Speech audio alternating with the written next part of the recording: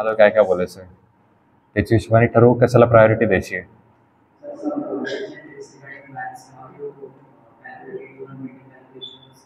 Mental कॅल्क्युलेशन्सच करायचं ते का?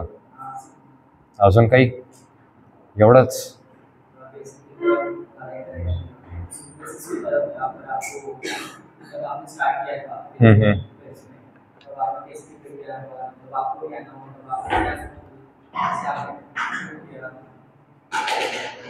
बरं, एक फॅक्ट सांगतो तुम्हाला. मी माझं प्रिपरेशन खूप लेट चालू केली होती.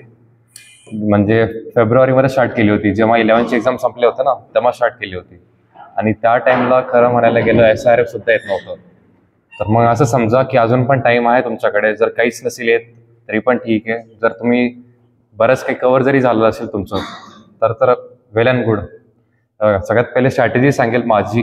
म्हणजे माझी जी स्ट्रॅटेजी होती ती माझ्याकडून 100% फॉलो नाही झाली, कोणाकडूनच होत नाही. पण ॲट द मोस्ट की 70 to 80% ते फॉलो झालंय. आणि तेच मी माझा रेकमेंडेड मित्र म्हणजे आत्ताचे, प्रयागराजचे आणि अगोदरचे पण जेवढे पण आहेत त्यांना सगळ्यांना विचारलं, ऑलमोस्ट सगळ्यांची सेम होती. म्हणजे काय क्रक्स हे की स्टार्टिंगला सगळं प्रायोरिटी हिशोबाने आपल्याला सगळे क्वेश्चन्स करायचे, चॅप्टर्स कव्हर करायचे. आणि दुसरं की आपलं जे सिलेबस आहे, सेल्फ प्रिपरेशन आणि जे आपल्याला क्लासमध्ये शिकवलं जात आहे ते ॲट अ मिनिमम टाईमच्या अगोदर कम्प्लीट झालं पाहिजे. तर माझं होतं की मे मॅथ्ससाठी आणि जून गॅटसाठी. तर ते उशिरा चालू केल्यामुळे ते थोडं जुलैपर्यंत गेलं, पण नाहीतर ते गॅट सुद्धा मेमध्ये संपलं असतं. तर आपल्याकडे महिने किती बाकी आहे हे बघा.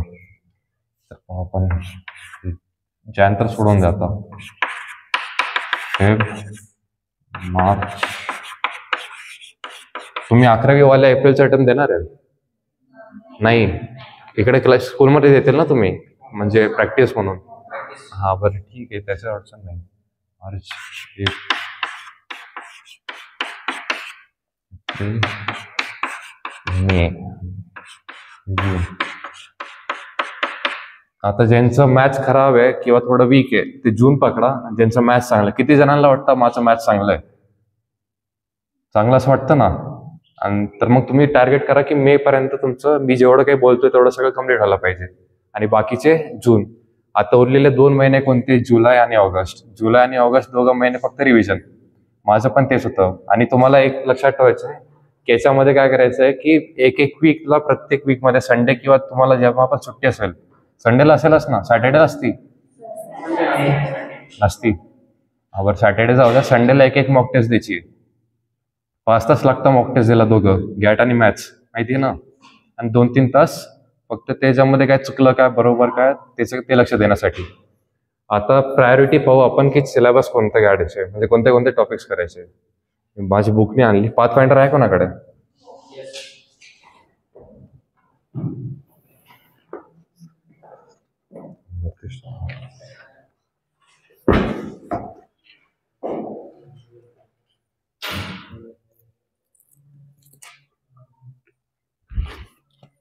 आणि तुमचं सिलेबस कॅल्क्युलस पर्यंत झालं म्हणजे कोणते कोणते, म्हणजे एक मिनिट हेच करतो.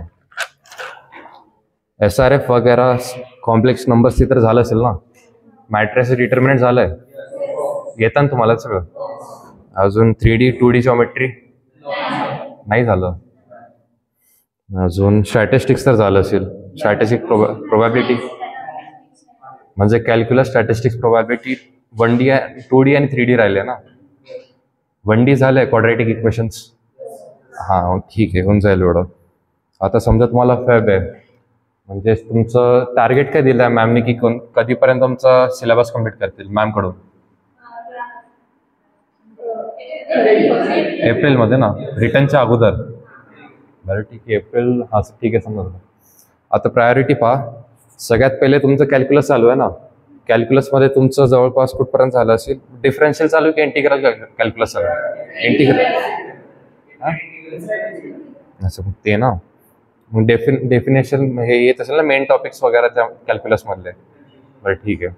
आता काय करा माहिती आहे का, माझं पण मी काय केलं होतं, मे मध्ये माझं कॅल्क्युलस स्टार्ट केलं होतं. 1 महिन्यामध्ये माझं पूर्ण कव्हर झालं होतं.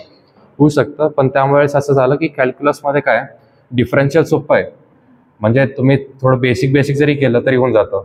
इंटिग्रल कॅल्क्युलसला खूप टाइम लागतो. म्हणजे मी इंटिग्रल कॅल्क्युलस सप्टेंबरच्या अटेम्प्टमध्ये मोजकंच केलं होतं, कारण की ते जमतच नव्हतं, प्रॅक्टिसच नाही.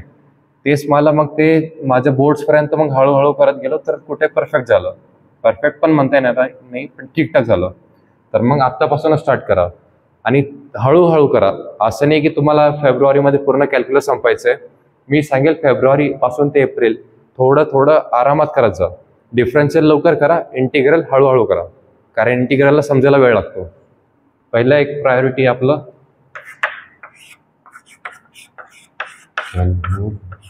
कॅल्क्युलस. आता दुसरं trigo plus matrices determinants. MD म्हणजे मॅट्रिसेस डिटर्मिनंट्स. आता याचं कसं, फोनच काढतो, सगळं लिहून आणलं तुम्ही. तुम्हालाही माझे नोट्स पण दाखवले असते, पण माझे नोट्स पुण्याला आहे सगळे. फेब्रुवारी.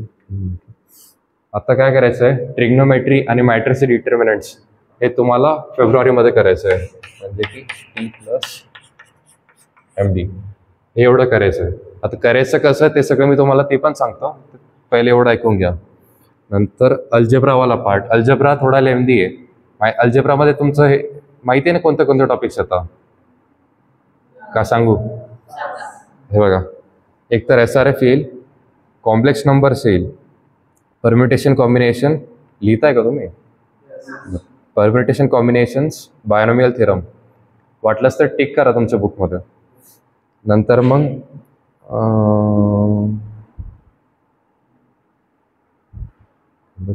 बायनरी नंबर तुम्हाला वेळ शिकवलाय का? आज झालं, सोपं आहे ना? हां, तर मग होऊन जाईल ते पण त्यातच ॲड करा. ठीक आहे, एवढंच. लॉगरिदम वगैरे पण येतं ना? हां, मग ठीक आहे. हां, मग एवढंच आहे हे अल्जेब्रामध्ये. आता आता अल्जेब्राची गोष्ट काय माहिती आहे का? अल्जेब्रामध्ये तुम्ही प्रॅक्टिस कमी करा, रिव्हिजन जास्त करा. कारण की अल्जेब्रामध्ये कसं आहे, मॅट्रिक्स डिटर्मिनंट्स तुम्ही पाहिलं असेल ना, त्यामध्ये ते कन्सेप्ट आहे की ॲडजंट ऑफ मॅट्रिक्स वगैरे, A × A ट्रान्सपोज, त्याचे आयडेंटिटीज असताना अगोदर ते खूप सोपे होते, म्हणजे पाहून आन्सर येत होतं, अशा टाईपचे क्वेश्चन्स होते. आता टफ येत आहे, तर त्याच्यामध्ये कन्सेप्च्युअल बेस्ड खूप जास्त येतं, तर तुम्हाला डीपमध्ये रिव्हिजन करावं लागेल. Repeated revision. वरवरचं वाचलं विसरून जाल, पेपरमध्ये गेलं की मग तुम्हाला कन्फ्युजन होईल आणि चुकीचं होऊ शकतं आन्सर्स. तर मग अल्जेब्रा डीपमध्ये करा, प्रॅक्टिस कमी आणि रिव्हिजन जास्त. तुमच्याकडे नोट्स आहेत का? नोट्स दाखवा तुम्ही. टॉपर कोण आहे तुमच्यापैकी? कोणीच नाही. कोणीतरी असेल ना. नोट्स दाखव तुझे. नोट्स बनवता ना तुम्ही? अहो तुम्ही काय काय लिहिताय? कोणी पण दाखवा.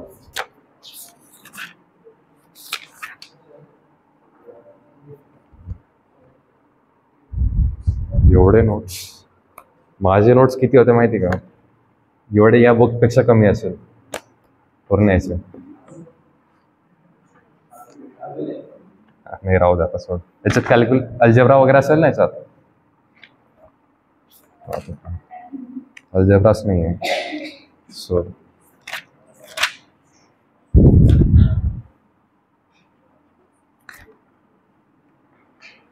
काय करा माहिती का?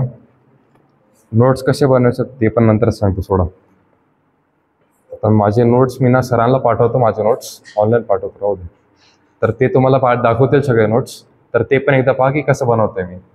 आता हे आहे अल्जेब्रा. तुम्हाला काय करायचं आहे, 2 महिने लावायचे, मार्च आणि एप्रिल, कारण की अल्जेब्राचे सगळ्यात जास्त क्वेश्चन्स येतात.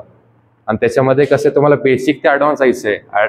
सोपे तर बेसिक तर होऊन जातं, ॲडव्हान्सला थोडा प्रॉब्लेम लागतो, म्हणून 2 महिने सांगतोय. त्यानंतर तिसरं आहे 2D 3D जॉमेट्री. तुमचं झालंच नाही. एप्रिल.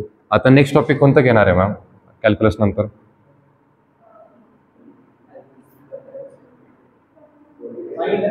सांगितलंच नाही. इंटिग्रल तर ते माहिती आहे. मग मॅमला म्हणा की 2D 3D जॉमेट्री घ्या. हां, 2D आणि 3D माहीत असेल ना, वेक्टर्स वगैरे, तर ते घ्या म्हणा मॅमला, कारण की त्याचं वेटेज थोडं जास्त आहे. तर मग चौथं ते 2D प्लस 3D. आणि इकडे मी ट्रिग्नो वरती का बरं टाकलंय, कारण की ट्रिग्नोमेट्रीचं काय आहे की अल्जेब्रामध्ये पण यूज आहे. मॅट्रिसेस डिटर्मिनंट्स, आता ते सोपं नाही. Sine square theta plus cos square theta equals to 1 असं नाही, आता अवघड आहे. आताचं जे येतं ना क्वेश्चन्स, त्याच्यामध्ये ट्रिग्नोमेट्री 12वीचं जी ट्रिग्नोमेट्री आहे, 12वी का 11वी NCERT स्टेट बोर्डला वेगवेगळं आहे, तर मग ते थोडं टफ आहे. तर मग तशाच लेवलचे येतं आजकाल, म्हणून मी त्याला वरती ठेवतोय. जेवढं जास्त वेळ द्याल तेवढं जास्त ते समजायला सोपं जाईल आणि तेवढं जास्त ते रिकॉल करायची पण गरज कमी पडेल. म्हणजे तुम्ही फ्लोमध्ये आहे ना त्याच्यामुळे. तर ते आहे की 2D 3D जॉमेट्रीला काय करायचं तुम्हाला आता मध्ये करायचं आहे. इकडेच मेन्शन करतो.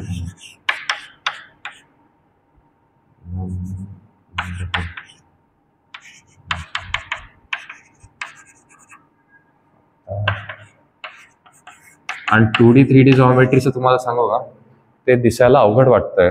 तुमचं 11th मध्ये वेक्टर्स वगैरे झालं असेल ना, वेक्टरचंच थोडं जास्त डिटेलमध्ये पार्ट आहे. अवघड आहे, फॉर्म्युला सोडून काहीच नाही आहे. असं आपल्याला वाटतं की थोडं टफ आहे वगैरे, नाही होणार, होऊन जातं. थोडं एकदा लय बसलं ना त्याला तर होऊन जातं. मला पण अगोदर स्टार्टिंगला अवघड वाटायचं, सगळ्यात अवघड मला 3D वाटायचं, पण खूप सोपं आहे. आणि NDA मध्ये कसं आहे की एकच सेटचं क्वेश्चन्स येतो.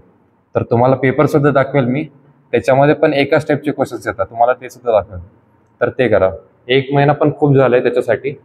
आता उरलं कोणतं आहे तुमचं, प्रोबॅबिलिटी उरलंय ना. प्रोबॅबिलिटी पण झालं नाही तुमचं, तर मग तुम्ही याला जूनच्या स्टार्टिंगमध्ये करा. याला आपण काय करू, 15 दिवसांमध्ये डिवाइड करू. 15 दिवस, स्टार्टिंगचे 15 दिवस तुम्ही याला प्रोबॅबिलिटी आणि स्टॅटिस्टिक्स आणि हे रिव्हिजन. आता हे असं आहे. आता मला एक सांगा की तुमचं जेवढं आत्तापर्यंत शिकवलंय सगळं व्यवस्थित येतंय का तुम्हाला, का डाऊटफुल आहे की थोडं थोडं येतं की काहीच येत नाही? थोडं थोडं ना, हा मग बेटर नोट आहे. थोडं थोडं येत असलं तर ठीक आहे, काहीच नसलं तर मग मी समजू शकतो की थोडं चुकीच्या गोष्टी करतील. थोडं थोडं मला पण त्याच टाइमला येत होतं. आता कसं करायचं माहिती का, प्रिपेअर कसं करायचं सांगतो तुम्हाला.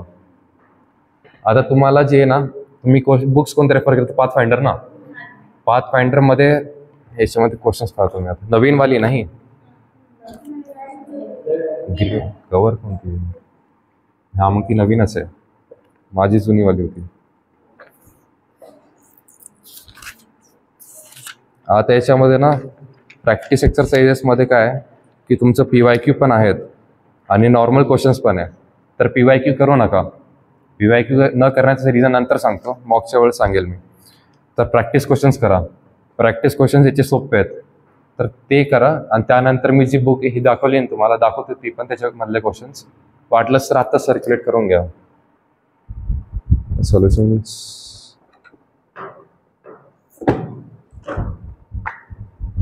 सांगतो. माझा मित्र आहे, टाईम उशीर नाही होता ना, माझा मित्र आहे, आत्ताच माझ्यासोबत रेकमेंड झाला. त्याला मॅथ्समध्ये 260 मार्क्स होते, 260. आणि त्यांनी केलं काय, ॲडव्हान्सचे सगळे क्वेश्चन सॉल्व्ह केले, जे एकदम बेस्ट लेवलवरती केलं त्यांनी. 260 मार्क्स म्हणजे 300 पैकी 260, माझे 3 मिळून एवढे नसेल झाले. तर मग तेवढा भारी होता. हे जी गोष्ट आहे हे त्याची पण टिप्स आहेत, म्हणजे मी बोलून त्याच्याशी पण बोलून आलो मी याच्या अगोदर. तर मग विश्वास ठेवा, असं भेकी बात नाही करत आहे मी. तर हे आहे. आता त्याच्यामध्ये कसं आहे, तुम्ही क्वेश्चन्समध्ये अटकाल. तू म्हणला ना की कसं कॅल्क्युलेशन करायचं, काही कळालं नाही तर कसं सॉल्व्ह करायचं, तर नोट्स तुमच्यासोबत असावी. आणि काय करायचं, जर एखादं आपल्याला जमत नाही आहे तर मग त्याचं फक्त तो पॉईंट नाही वाचायचा, पूर्ण टॉपिक वाचून काढायचं वापस. म्हणजे तुम्हाला जर येत नाही आहे म्हणजे तुम्हाला कुठे ना कुठे फॉल्ट आहे ना, तर ते पॉईंट वाचायच्या ऐवजी तुम्ही पूर्ण कन्सेप्ट वाचलं तर बाकीचे जे पॉईंट्स आहेत ते पण कोरिलेट होतील आणि तुम्हाला ते व्यवस्थित कळतील. ही स्ट्रॅटेजी मीच वापरायचं, मला याच्याने खूप मदत झाली म्हणून सांगतो. तर हे आहे.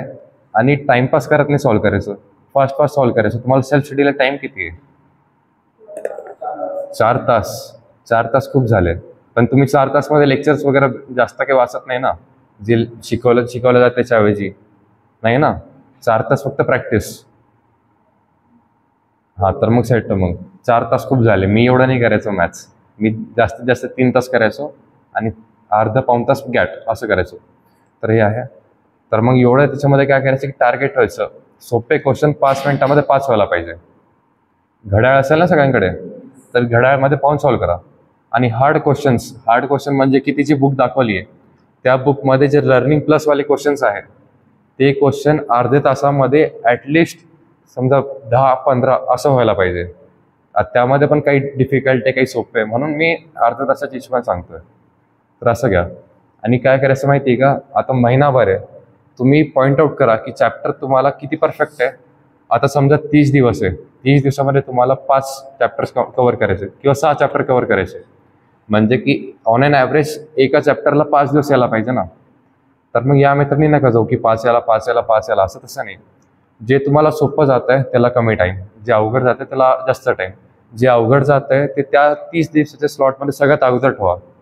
आता अल्जेब्रामध्ये परमिटेशन कॉम्बिनेशन अवघड जात असेल है ना, का सोपं जातं? इझी जातं. हां मग ठीक आहे, मला अवघड जायचं म्हणून मी अगोदर ठेवलं त्याला. तर मग जे तुम्हाला अवघड जात असेल त्याला त्या स्लॉटमध्ये लवकर ठेवायचं, जेणेकरून मग जे तुम्ही रिव्हिजन जेवढी जास्त कराल तेवढं जास्त तुम्हाला ती सवय लागेल की हां की या गोष्टीचं हे आहे, एक फ्लो बसेल तुम्हाला, त्याच्यामुळे म्हणतोय. तर ते तसं करायचं आहे. आणि याच्या पलीकडे माहिती का PYQ म्हणतो. आता PYQ मी तुम्हाला नाही करायला का बरं सांगितलं आहे, कारण की तुम्हाला मॉक टेस्ट द्यायची आहे. मॉक टेस्टमध्ये असं नाही व्हायला पाहिजे की तुम्हाला ते क्वेश्चन अगोदरच केल्यामुळे येत आहे आन्सर्स. प्युअरली म्हणजे एकदम प्युअर असायला पाहिजे. आणि मॉक टेस्ट पण कोणत्या सॉल्व्ह करायचे तुम्हाला सांगतो मी. आता हे जे महिने आहेत फेब्रुवारी, मार्च, एप्रिल, यामध्ये तुम्हाला पूर्ण मॉडरेट करायचे. एप्रिलच्या नंतर मी तुम्हाला सांगतो तेच करायचे. तर या तिघांमध्ये कोणतं करायचं पहिले 3 मंथ्समध्ये? तुमचं एक राहील की 2017 लिहून काढा. 2017चा पहिला 2, 2018चा पहिला 2, 19चा पहिला 2, हे प्रायोरिटी वाईज करायचं. हे एवढे तुमचे 2-3 महिने टिकून जातील. एक आठवड्यामध्ये एकदा करायचं आहे ना, होऊन जातं तेवढं. आणि जर टाईम भेटला तर मग तुम्ही 2011 पासून ते 14 पर्यंतच करा. हे 3 महिने हे याच्यामुळे सांगतोय कारण की मॉडरेट लेवलचे. आणि हे थोडं कसे टाईपचे माहिती आहे का, म्हणजे थेरॉटिकल टाईप जास्त क्वेश्चन पेपर्स आहेत ते. म्हणजे तुम्ही अगोदर थेरॉटिकल जास्त केलं तर मग तुम्हाला ती सवय पडेल तुमचे कन्सेप्ट क्लिअर करायची. नंतर आताचे पेपर तुम्ही पाहिले का? नाही पाहिले, ते पण दाखवतो तुम्हाला. आताचे पेपर जास्त कॅल्क्युलेशन बेस्डवरती आहे. म्हणजे या चॅप्टरचा हा कन्सेप्ट, तो चॅप्टरचा तो कन्सेप्ट, दोघं कोरिलेट केलं, नवीन क्वेश्चन बनला, त्यात वेगळं कॅल्क्युलेशन, अशा टाईपचं आहे. म्हणून म्हणतोय की हे जे क्वेश्चन्स आहे हे थोडे टफ लेवल आहे, त्याला नंतर करायचं. आता जे 3 महिने याच्यानंतर म्हणजे मे जूनमध्ये कोणते करायचे ते सांगतो. एक 2016चे पहिले 2, हे दोघं. 2020चा त्यामध्ये एकच पेपर झाला आहे 2020ला. त्यानंतर 21, 22, 23 हे करायचं आहे. 24 तुम्हाला सांगतो मी, 24 पहिला दुसरा तो सांगतो कधी करायचं. हे एक आहे. आणि तुम्हाला मी पहिला माझा पेपर दाखवतो मी कसं करायचं.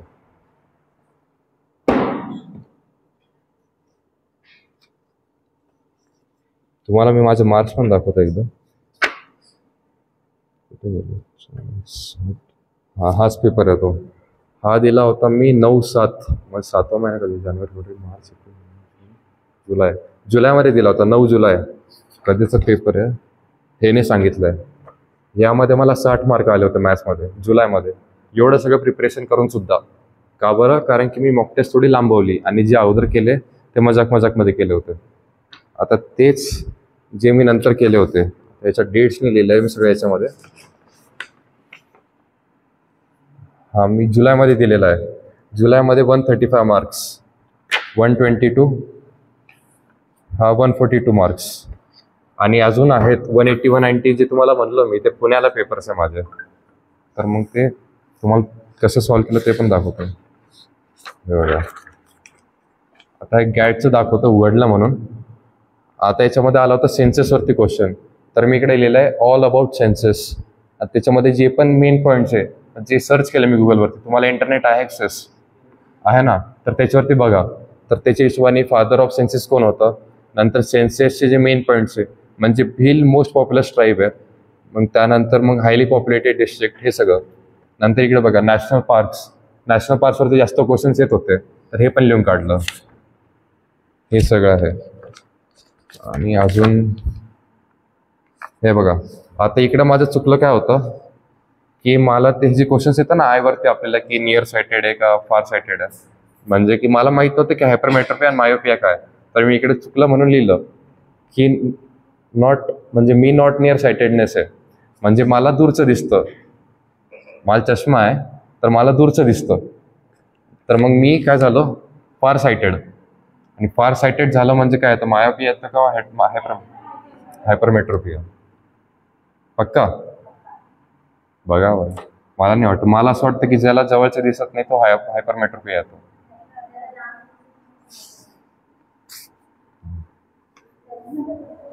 पण चुकू शकतं, मी पण रिव्हिजन नाही केली आहे, 4-5 महिने झाले रिव्हिजन करून. हे बघा, इकडे क्वेश्चन आला होता एक की जे ऑस्ट्रेलियाजवळचं कॉन्टिनेंट आहे तिकडे कोणते कोणते आयलँड्स आहे. तर मग इकडे मी ते सगळे मेन्शन केले, कारण की ते जनरल नॉलेजचे क्वेश्चन्स आहे, ते सगळे इकडे मेन्शन केले. मॅथ्स दाखवत होते मला. बरं,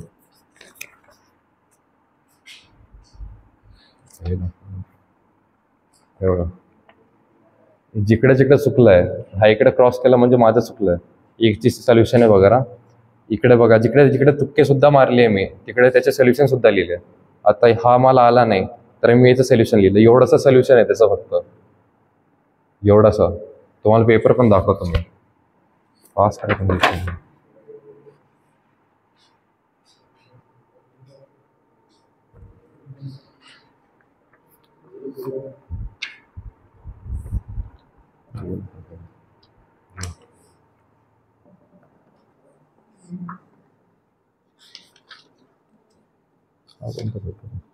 तर मानू शकतो. असं नाही की मलाच कमी होते, माझ्या मित्रांना पण सगळ्यांना 70-80 असे मार्क होते. ज्यांना अगोदर त्याच्या अगोदरच्या मध्ये मला किती होता, हा 105 होते. तर माझ्या मित्रांना सगळ्यांना 70-80, कोणी 100वरती गेला नाही. आणि रेकमेंडेड मित्र ते म्हणतोय तो पहा झालंय, मागे पास कर पाहून झाले तुमच्या, तुम्ही घ्या तो सर्क्युलेट करत बस. हा त्याच्यापेक्षा थोडा सोपा आहे. हा 2023 मधला सेकंड पेपर नाही, हा 24 मधला फर्स्ट आहे, सॉरी. 23 मधला सेकंड आहे, म्हणजे हा सेकंड अटेम्प्टचा माझा.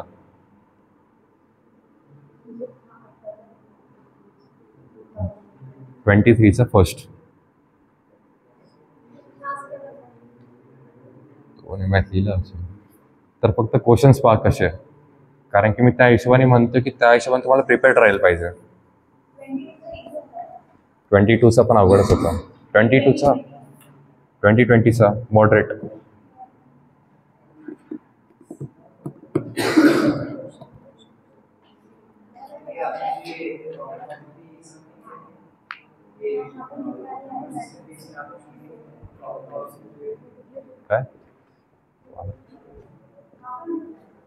काय ती फील नाही आली जशी ओरिजिनल पेपरमध्ये येते ना.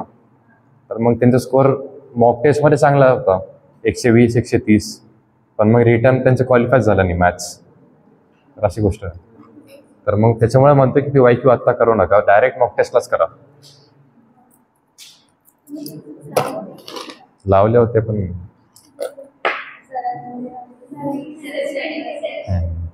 सेल्फ स्टडी लावले होते मी, म्हणजे most of the self study होती माझी.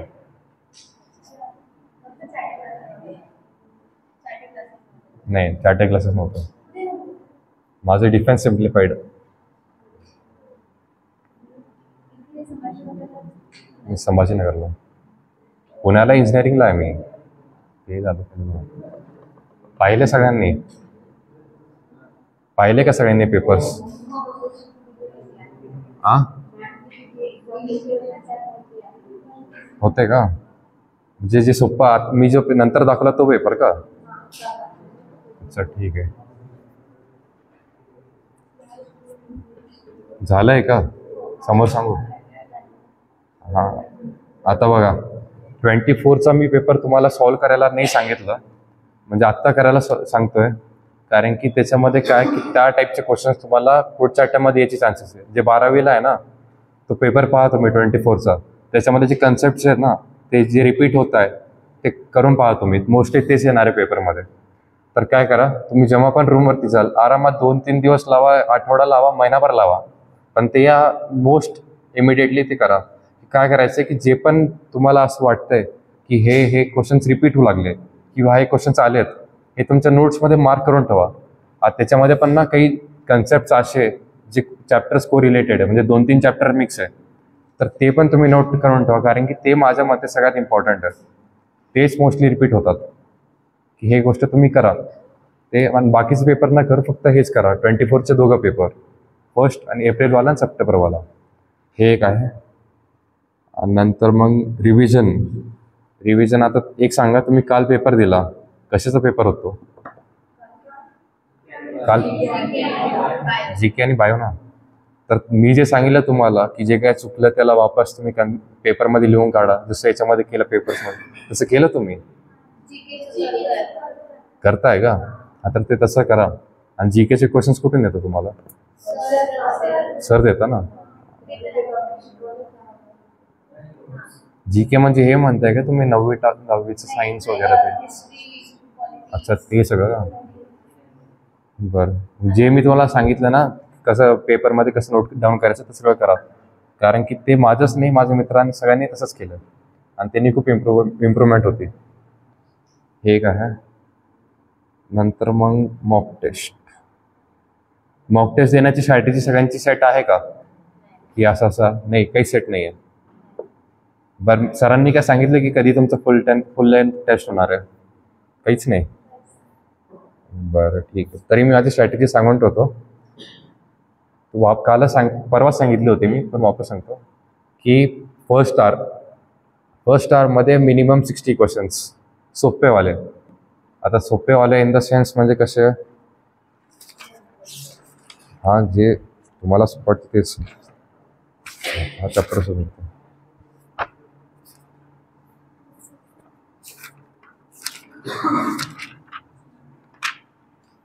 आता सेट थेअरीचा चॅप्टर आहे, याच्यामध्ये सोपे म्हणजे की नंबर ऑफ सेट्स किती, या टाईपचे क्वेश्चन्स.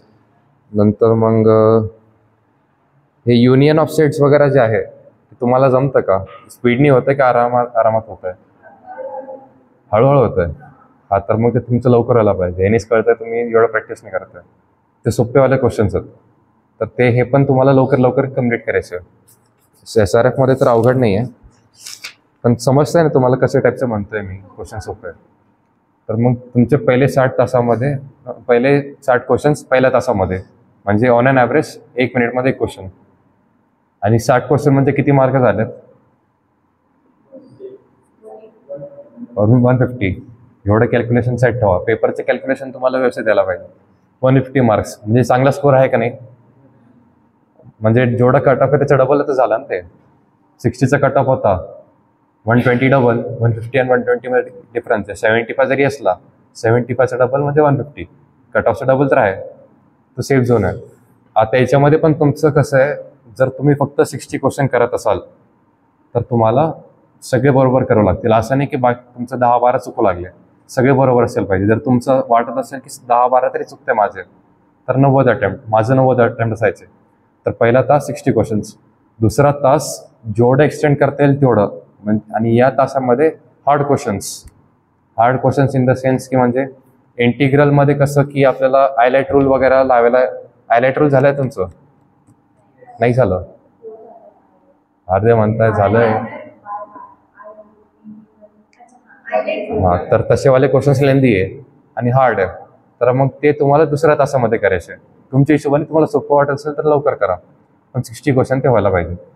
आणि त्या दुसऱ्या तासामध्ये टार्गेट ठेवा की ॲटलिस्ट 30 क्वेश्चन डोळे खालून आणि 20 क्वेश्चन्स तुमचे सॉल्व्ह व्हायला पाहिजे. 30 क्वेश्चन म्हणजे कसं की म्हणजे मला कळालं काय करायचं आहे, पण आन्सर निघत नाही, अशा टाईपचं म्हणतोय मी.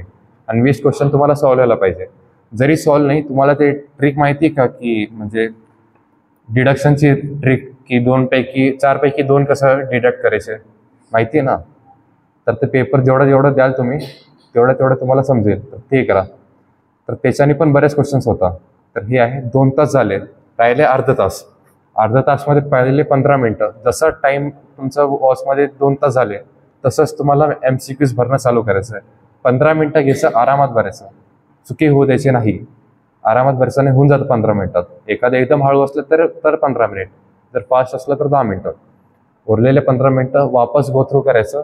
जे पण तुम्हाला ते 10 क्वेश्चन जे म्हणतोय, म्हणजे तुम्हाला सोडत होते पण आन्सरकडे रीच नाही झाले, तर ते वापस ट्राय करायचं की मोस्टली, कारण की काय होतं की तुम्ही वापस त्या क्वेश्चनवरती थोड्या वेळानंतर आले तर मग ते तुम्हाला कुठे ना कुठे स्पार्क येते, ती आयडिया येते छोटीशी, त्यांनी क्वेश्चन निघतो बऱ्याच वेळेस.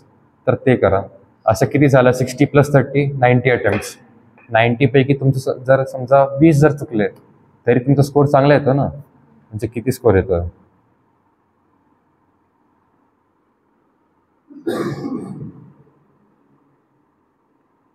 90 पैकी 70 इंटू 2.5 175 मार्क्स -20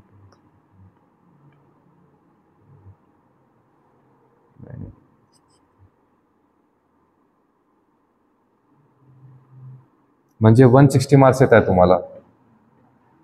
आहे का नाही चांगला स्कोर? तर मग तेच म्हणणं आहे माझं की तुमचं एकतर ॲक्युरेसी ठेवा आणि अटेम्प्ट जास्त ठेवा.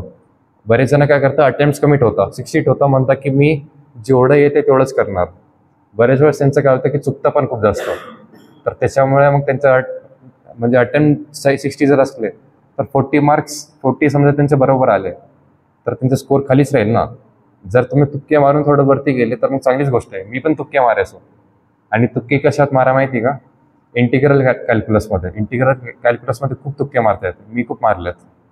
तर फक्त ती तुम्हाला ती आयडिया यायला पाहिजे की कुठे कसं मारायचं. आणि अजून एक, इंटिग्रल आणि कॅल्क्युलसवरून लक्षात आलं, तुम्हाला GIF रूल वगैरे ते सगळं माहिती आहे? नाही, SRF मध्ये शिकवलं नाही तुम्हाला? नाही, म्हणजे की 2.8 GIF मध्ये असलं ते ब्रॅकेटवालं फंक्शन, तर 2.8चं 2 होतं. माहीत नाही? नाही, अरे डिटेलमध्ये करता का नाही तुम्ही अभ्यास? अरे हे खूप इम्पॉर्टंट कन्सेप्ट आहेत. कारण की आता डिटेलमध्ये येतात सगळे क्वेश्चन्स. हे सगळे क्वेश्चन जे आहे ना, तुम्हाला डिफरन्शियल किती भारी येत असलं तर आता जे आहे ना क्वेश्चन सगळे GIF फंक्शनमध्ये फसताय. म्हणजे डिफरन्शियल आणि GIFला इंटरमिक्स करून टाकताय. तर त्याच्यामध्ये बरेच जणांचं चुकतं आहे आणि खूप सोपं आहे ते तुम्हाला जेव्हा होईल ना तुमचं सगळं सिलेबस तेव्हा कळेल. 2 मिनिटाचा क्वेश्चन आहे. लोकांना वाटतं खूप मोठा क्वेश्चन आहे, पण खूप सोपं आहे. तर ते एक आहे. आणि इनडेप्थमध्ये करा आहे. जर तुम्हाला GIF वगैरे माहीत नाही आहे, तुम्हाला सिंटॅक्स फंक्शन माहिती आहे का? एक तर -1 0 किंवा 1 येतो.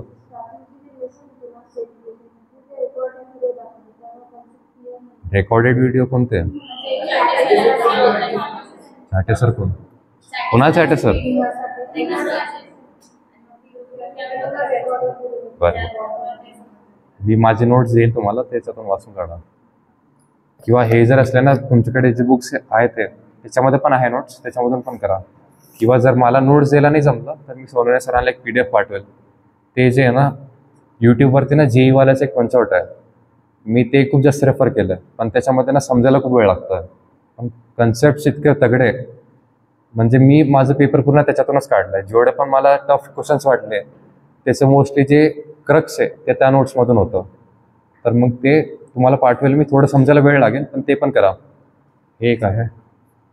एवढंच होतं बोलायला, अजूनही काही पाहतो.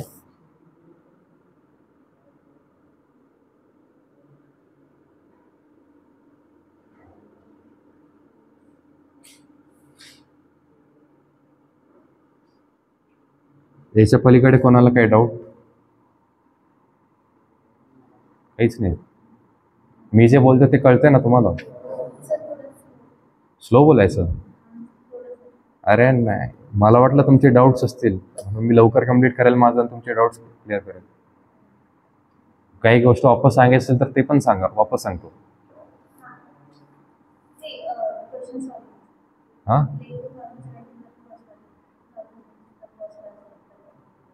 सॉल्व करून दाखवायचे?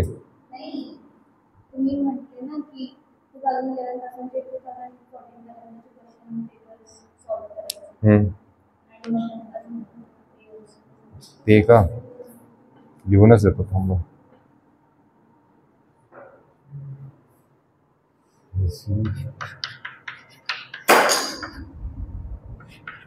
इझी म्हणलं 2000 प्रायव्हेट असतो 19 18 आणि रिव्हर्स ऑर्डरमध्ये करा बरं का. रिव्हर्स ऑर्डरमध्ये सॉल्व करा, म्हणजे की 19चं सगळ्यात पहिले करा असं म्हणतो. 17 15 12, 11, 12, 16, 20. एवढे करा. इझी किती जरी झालं ना तरी फक्त एप्रिलपर्यंत. मे जून फक्त तुम्हाला हार्डवाले करायचे आहे. हे एवढं आहे. काय अजून काही?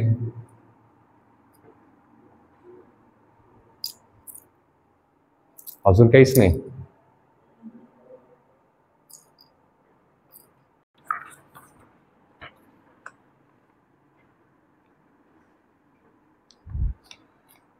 बरं मला एक सांगा, तुम्हाला हर्मिशियन आणि स्क्यू हर्मिशियन मॅट्रिक्स माहिती आहे? Hermitian skew Hermitian matrix. Skew Hermitian नाही माहीत? तुमचं बेसिक्सच क्लिअर नाही हो. शिकवलं नाही आहे हे पण? कुणाल सरांनी शिकवलंय का?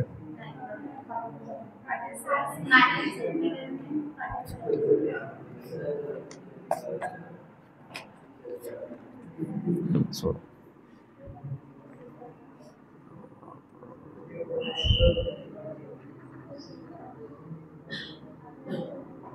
URP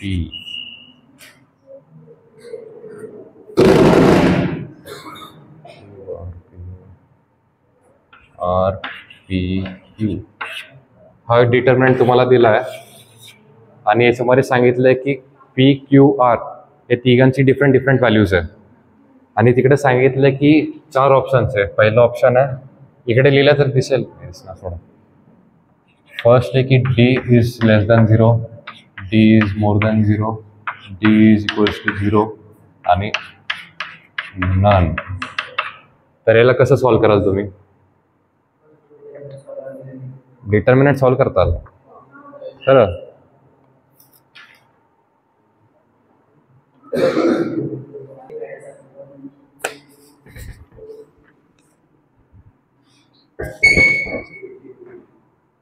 काय आरला 1, क्यू काय झालं? Q 0, 1, 1, answer R 1, 0. सॉल्व करा आता. सोपं आहे का नाही? हे सॉल्व करायला सोपं आहे ना.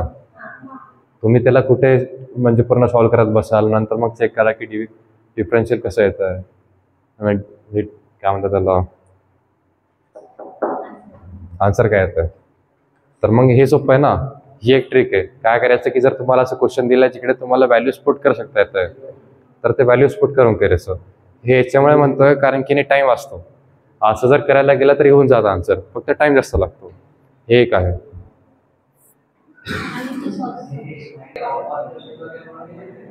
फॉर्म्युला शीट नाही, नोट्सचं सांगायचं ना तुम्हाला. हे पण राहिलं. लर्न नाही कसं. आता डेरिव्हेशन तुम्ही करता का? डेरिव्हेशन शिकवता तुम्हाला? आता डेरिव्हेशन ना एकदा समजून घ्यायचं.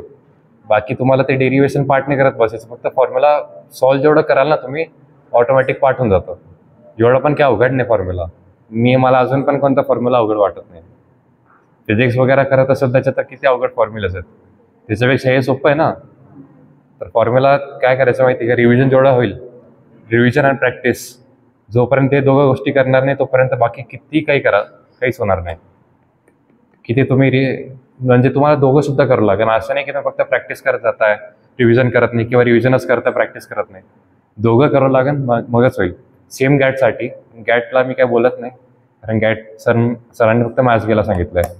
आता नोट्स जे मी तुमचे पाहिले ना, तुमच्या हिशोबाने जर तुम्हाला जर ते परफेक्ट वाटत असेल तर करा. आता मी काय करायचो, माझे 3 पेजेसचे नोट्स व्हायचे. म्हणजे 3 पेजेसमध्ये एक चॅप्टर कम्प्लीट करायचो मी. हां, फक्त 3 पेजेसमध्ये. त्याच्यामध्ये मी काय करायचो, जे क्लासमध्ये शिकवलं जातं आहे त्याला मी रफ बुकमध्ये लिहून काढायचो. क्वेश्चन्स प्रॅक्टिस पण मी रफ बुकमध्येच करायचो. रफ बुक माझ्याकडे पण गठ्ठा भरलेला आहे. आणि जे इम्पॉर्टंट कन्सेप्ट्स आहे ते मी माझ्या घरी जाऊन किंवा लायब्ररीला गेलो तर तिकडे जायचो मी. तिकडे जाऊन मी जे मेन टॉपिक्स आहेत ते फक्त वरवरचं लिहायचो. म्हणजे कसं, समजा याच्यातूनच दाखवतो तुम्हाला. आता बघा, वेन डायग्राम सगळ्यांना माहिती आहे. तर मग ते नोट्समध्ये लिहायची गरज आहे का? नाही, तर ते नाही लिहायचं. ऑपरेशन ऑफ सेट्स लिहायचं. ऑपरेशन ऑफ सेट्स लिहिला मी लिहिल. ऑपरेशन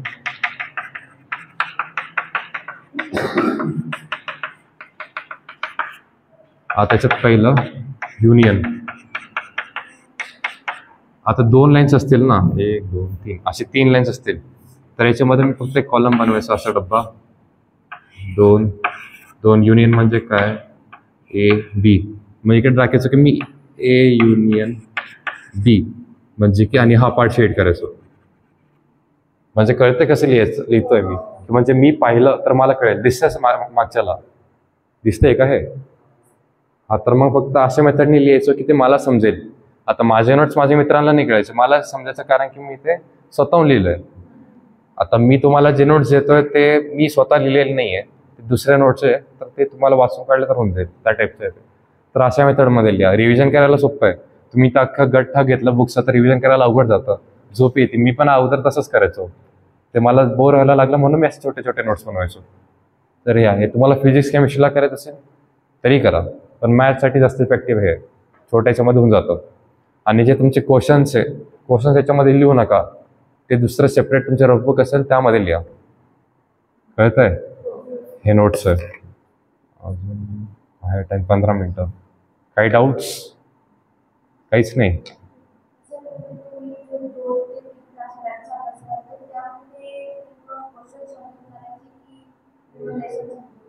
नाही, क्वेश्चन सॉल्विंग 2-3 तास क्वेश्चन सॉल्विंग. जर मला काही समजून घ्यायचं असेल तर मी त्याच्यासाठी सेपरेट अजून टाइम द्यायचो. अजून काही ते ट्रिक वगैरे जास्त वापरत जा. पेपरमध्ये खूप क्वेश्चनमध्ये होऊन जातं तसं सॉल्व. आणि तुमच्याकडे इंटरनेट ॲक्सेस असेल ना, समजा तुमचा कोणता कधी पण पेपर घेतला ना तुमचा, काय करा माहिती का, पेपरचं यूट्यूबवर व्हिडिओ सोल्युशन पहा. आता मी ते लिंक सरांना पाठवून देईल, सर तुम्हाला देतील ते. तर मला पण थोडं उघडून पाहावं लागेल माझं यूट्यूब, मी पण पाहत नाही आता जास्त. तर मग त्याच्यामध्ये सगळं भेटेल. आता हे डाऊट झाले ना तुमचे, आता एक लास्ट कन्सेप्ट. आता जूनपर्यंत जर सांगितलं, जुलै ऑगस्टमध्ये करायचं काय? जुलै ऑगस्टमध्ये तुम्हाला जास्त फोकस करायचं आहे हार्ड लेवल प्रॅक्टिस. एकतर जे तुमचे जेई मेन्सचे क्वेश्चन्स आहे त्या लेवलचे क्वेश्चन्स प्रॅक्टिस करायचे. हे कोणासाठी? जे हुशार मुलगा आहे. हुशार म्हणजे तुम्हाला ते स्वतःहून वाटायला पाहिजे की मी हुशार आहे, किंवा तुमचा ग्रुप म्हणत असेल तर तसं, किंवा तुमच्या मॉकमध्ये चांगले मार्क्स येत आहेत. तर मॉकमध्ये पण किती 120+ म्हणलं की स्वतःला हुशार समजा. ओव्हर हुशार नाही, हुशार. त्यांना जेई मेन्सचे क्वेश्चन्स करायचे. ज्यांना कमी मार्क्स येतात, काठावर पास होत आहे वगैरे, तर मग त्यांनी PYQs करायचे. कोणते PYQs? जे आत्तापर्यंत तुम्ही मॉक पेपर दिले ते सगळे, जे तुमच्या क्लासमध्ये आहेत ते, किंवा तुमचे जे बुक्स आहे पाथफाइंडर, ती वाली बुक नका करू सध्या. तर ती नका करू. जो पहिले ही बुक जे आहे, म्हणजे पूर्ण बुक नाही, चॅप्टर वाईज करा, कारण की टाईम कमी आहे ना. टाईम जास्त असतं तर मी म्हणलं असतं पहिले पूर्ण पाथफाइंडर संपवा, नंतर तिकडे या. कारण आता कसं करा, चॅप्टर वाईज पहिले पूर्ण चॅप्टर याच्यातून, नंतर त्याच्यावर जा. कळतंय? तर त्या 2 महिन्यांमध्ये जुलै ऑगस्ट तुम्हाला हे जेई मेन्सचे क्वेश्चन्स किंवा पाथफाइंडर किंवा PYQ तुम्हाला करायचे. आता हे दिवसभर नाही करायचं आहे, हे पण 2-3 तासच करायचं. त्या पलीकडे तुम्हाला द्यायचं मॉक टेस्ट. मॉक टेस्टमध्ये कसं, आता हे पेपर जे आहेत हे सगळे हार्डवाले आहेत. त्याच्यामध्ये कसं तुम्हाला असं नाही होऊच नाही शकत की तुम्ही एक समजा मंडेला पेपर दिला की तुम्ही ट्यूजडेला पेपर द्यायला सेट, म्हणजे की तुम्हाला सगळंच येतं आहे, असं मला नाही वाटत होईल.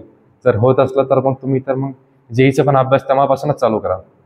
तर मग काय करा माहिती आहे का, माझं वीकचं शेड्यूल होतं, संडेला ऑफ. संडेला एकतर ट्रेकिंगला जायचं, मित्रांसोबत फिरायचं, किंवा क्रिकेट खेळायचं.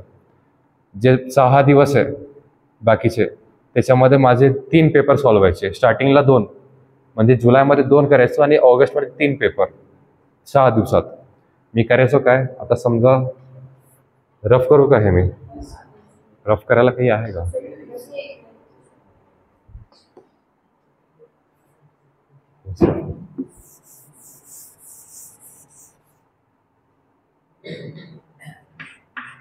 Monday, Tuesday, Wednesday, Thursday, Friday आणि सॅटर्डे. आता मंडेला काय करायचो मी, समजा जुलैचे म्हणजे जुलैचं स्टार्टिंग आहे. तर मग जुलैमध्ये काय, सगळ्यात पहिले समजा घेतला हार्ड वन, 16चा पहिला घेतला, 16चा पहिला पेपर घेतला, मॅथ्स आणि गॅट दोघं मंडेला सॉल्व्ह केलं, आहे का नाही? तुम्हाला आहे का तुम्हाला बोलतंय का?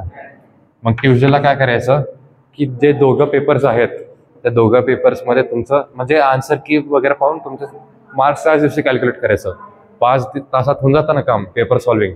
5 तास पेपर सॉल्विंग, 2 तास प्रॅक्टिस किंवा 3 तास प्रॅक्टिस, 8 तास, आणि तुमचं मार्क्स वगैरे काढणं 1 तासात आरामात होऊन जातं. म्हणजे किती तास झाले आपले? 9 तासाचा अभ्यास. आणि काय हे कमी पण नाही जास्त पण नाही, ॲप्रोप्रिएट आहे. कोणाला जास्त वाटत असेल तर मग तुमचं अवघड आहे काढणं रिटर्न, कारण एफर्ट्स देऊ लागेल तुम्हाला. तर हे आहे.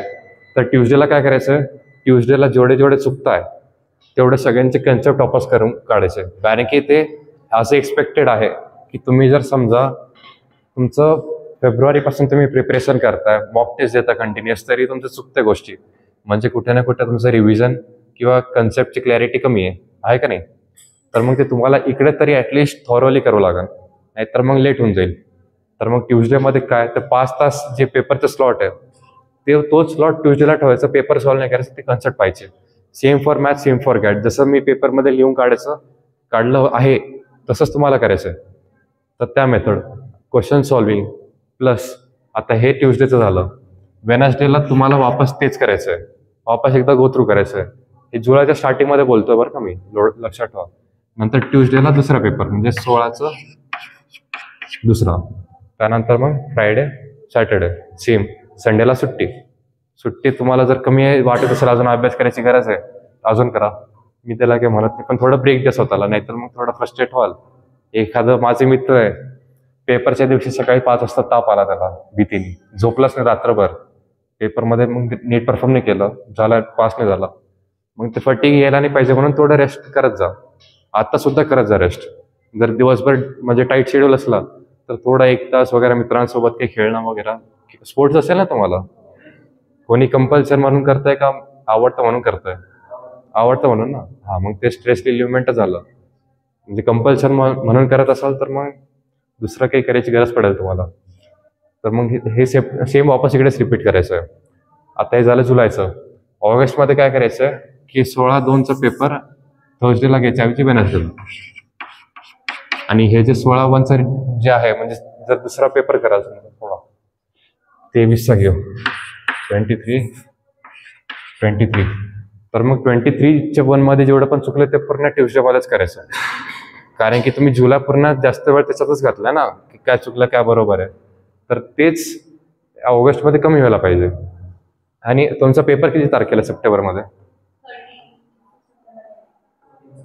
14 सप्टेंबरला आहे.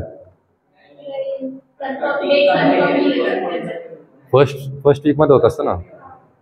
हा बरं ठीक आहे, किती पण पकडा, 3 तारीख पकडा समजा असलं तर मग काय करायचं माहिती आहे का, जवळपास 8 दिवसा अगोदर तुमचे सगळे मॉक टेस्ट देणं होऊन जायला पाहिजे. 3 तारीख म्हणजे 26 तारखेला 26ला व्हायला पाहिजे. आणि त्याच्या अगोदर त्याच्यानंतर तुम्हाला काय करायचं आहे, आराम करायचं आणि वरवरचं पाहायचं की काय, फक्त ओव्हर थ्रू डोळा घालून घालायचं. असं पण नाही की एकदम बोका सुटलो मी की काहीच नाही माझं झालंय, आरामात करायचं, सगळं लक्ष देऊन करायचं. आणि असं नाही की तुम्ही सुट्ट्या आहे म्हणून जास्त खेळू लागले, थोडं हेल्थला पण जपा. सध्या फ्रॅक्चर वगैरे काही होऊ देऊ नका, आजार पण येऊ नका देऊ. थोडं महत्त्वाचे महिने आहे, फर्स्ट अटेम्प्ट महत्त्वाचाच असतो. जेव्हा तुम्ही रेकमेंड व्हाल ना तेव्हा तुम्हाला कळेल की फर्स्ट महिना किती इम्पॉर्टंट आहे, फर्स्ट अटेम्प्ट किती इम्पॉर्टंट आहे. तर हे आहे, हे झालं आपलं मॉक टेस्टचं.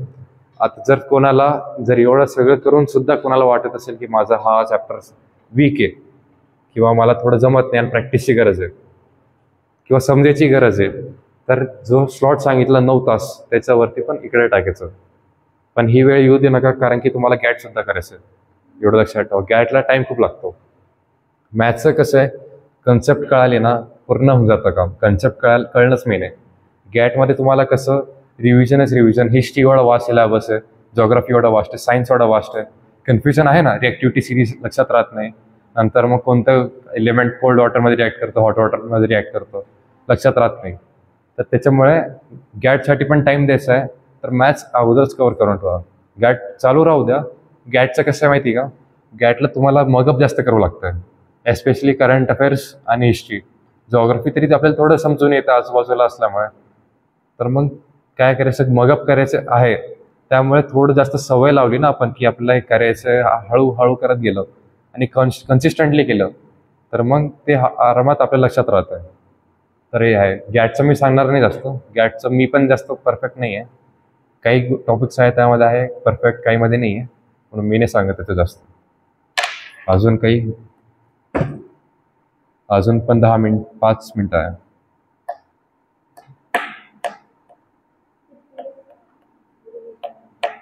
प्रोबॅबिलिटी प्लस स्टॅटिस्टिक्स, काहीच डाऊट नाही.